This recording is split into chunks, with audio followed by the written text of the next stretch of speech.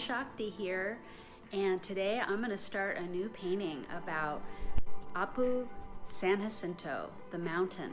I've been watching some videos on mural painters on YouTube, and they use an app called Grid, and it just puts a grid over the photo that you're working with, so it becomes a lot easier to manage areas of large detail. It helps you to break it into smaller pieces. Now it's just a matter of kind of looking at relationships. How high is the top of this peak to this piece of background? Just really general colors. I'm not too concerned about, really nailing it. I'm close, but I'm even doing something a little different here where I'm not replicating this picture exactly. I'm going to do the colors to be more of a bright daytime scene. So really crisp and vivid. I enjoy being a realist painter because it's easy for me to be able to replicate patterns and textures. My eye is trained to look at my reference and then replicate it with my hand, always evaluating spatial relationships to the reference and then the surface I'm working on. So that's why using the grid is so helpful. I'm constantly scanning for shapes and patterns that are really rough in the overall design. So I'm simplifying it in this beginning stage. And I notice there's a lot of triangles and lines and diamonds on the mountain. And I'm not thinking about trees and rocks. I'm thinking patterns and colors and textures. And by the time I'm into the painting, I feel like I'm finally doing a coordinated dance with my furniture and lights and camera. I love using these really inexpensive craft paints, especially, for getting the, base coat.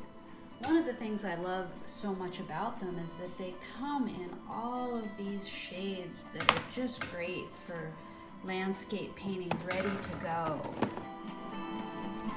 This 36 by 48 canvas is broken up equally into 9 12 by 16 grid blocks. So that's a really great way to help me not feel so intimidated by starting this big painting, bigger than I'm used to working on. The Desert Heart series, each one was 16 by 20. So after I finish a block, I might come and write some notes to help me for these voiceovers while the ideas and the things I was thinking about while I was painting is still fresh. So by the end of today's painting, I spent about 3 hours to roughly block in the top 6 blocks. And you'll even see at the end, any leftover paint I have, I just put onto the canvas and I'll paint over that later. So no paint was wasted. From Peruvian shamans' lore, as people in the vicinity of a mountain die, their wisdom transfers and is stored in the mountain like a giant earth computer. While painting, I noticed human faces and animals emerging in the textures of the rock formations. It makes sense to me that the spirit forms of people stored in the mountain and animals whose habitat is the mountain are pieces of the mountain's personality.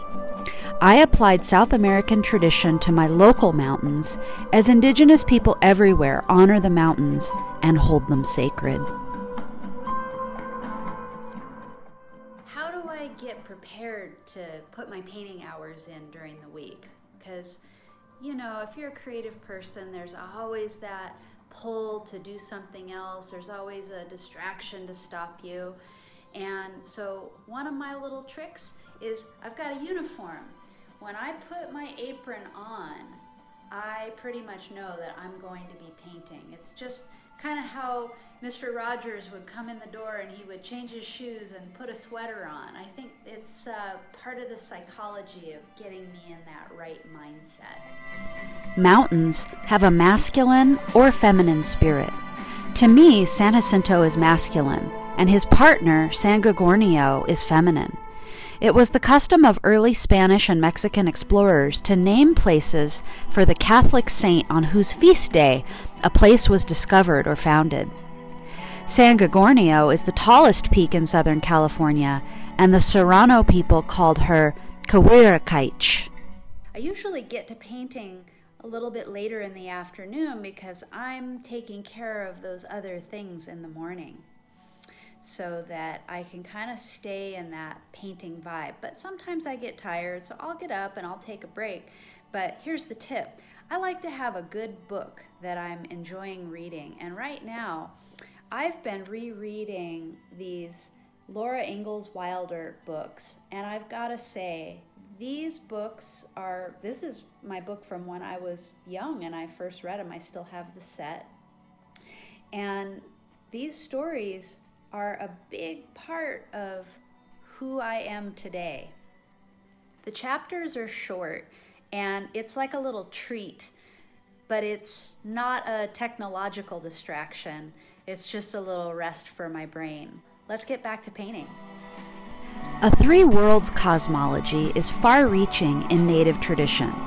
I'm referring to the upper, middle, and lower worlds, overlapping layers that humans can access. The upper world is of light, refined, pure, heavenly quality of energy. It is the realm of the divine, visions, spirit guides, angels, and your higher self. The middle world is this physical earth reality where we live, where we have relationship to people and things, learn, struggle, heal, and grow. It's the present moment where we create moment to moment on life's blank canvas. The lower world is deep and wild earth energy which is sustaining, nourishing, and cleansing. It is the realm of plant, animal, and stone spirits. Some relate it to the unconscious mind and the dream world, where people and situations are recognizable, yet different, even strangely disordered, in comparison to the middle world. The lower world is outside of linear time. This painting illustrates the three worlds and energy body of the mountain. The eastern face of the mountain resembles a diamond shape with antlers. The distinct creases like wrinkles where snow gathers and highlights the face. The spine of a mountain is like an elevator between the three worlds. This energy channel that has crystalline roots deep in the earth's core goes up through the mountain's body, through the summit's peak. Above the peak is the mountain's crown, reaching into the upper world. It's no coincidence that holy people around the world gravitate to high mountain peaks to receive divine inspiration. I drew the geometry separately and then transferred the design to the canvas using yellow-colored Saral brand transfer paper.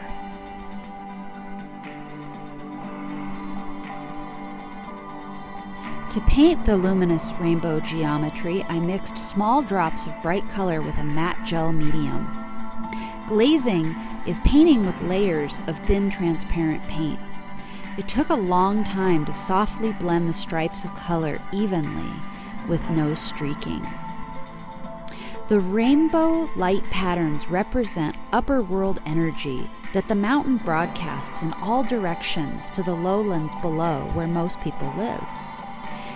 This pattern is inspired by native designs from baskets, pottery, and other weavings of the American Southwest. As well, other indigenous lore regarding mountain spirits, we can look to the Kachina spirits of the Hopi, Zuni, and other Puebloan tribes of Arizona and New Mexico. Kachinas are supernatural beings that live inside the San Francisco mountain peaks near Flagstaff, Arizona. Kachinas are central to the Hopis' religious beliefs and view of the world around them. The Kachinas visit the villages the first half of the year to help the Hopi with everyday life. I believe that how the Kachinas appeared to the first people is what created the traditional style, and how the Kachinas are represented to this day. The Hopi's relationship with these beings could be viewed as literal representation of the mountain spirit's geometric appearance. That's just one explanation, based on my intuitive awareness and experiences with the mountain.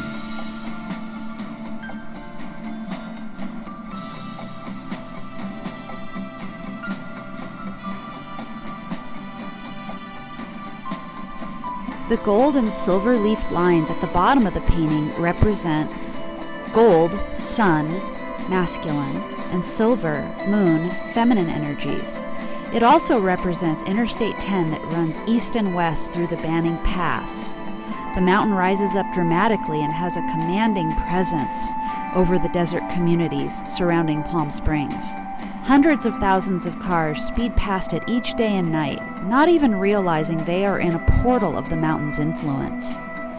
My relationship with the mountain stretched as far as my life in Long Beach, where I found a perfect apartment on a street aptly named Jacinto Way.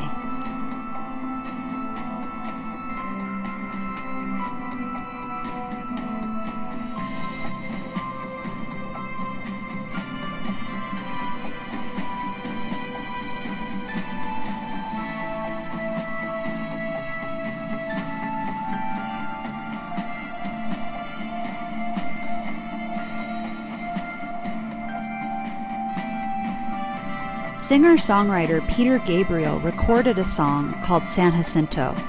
The lyrics describe an Apache rite of passage ceremony where a boy goes with a medicine man into the mountains. A rattlesnake is allowed to bite him, and he must either find his way down the mountain or die. Rites where young men face death teach courage and give a deep appreciation for life and one's role in the tribe. Gabriel says the song was written about the culture clash between indigenous people and present-day America.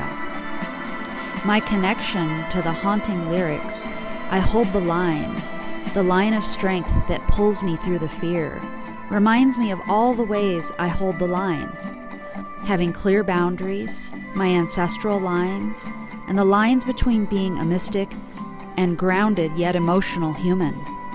Most important is the line of integrity I hold as a modern-day European shaman living respectfully on indigenous tribal land.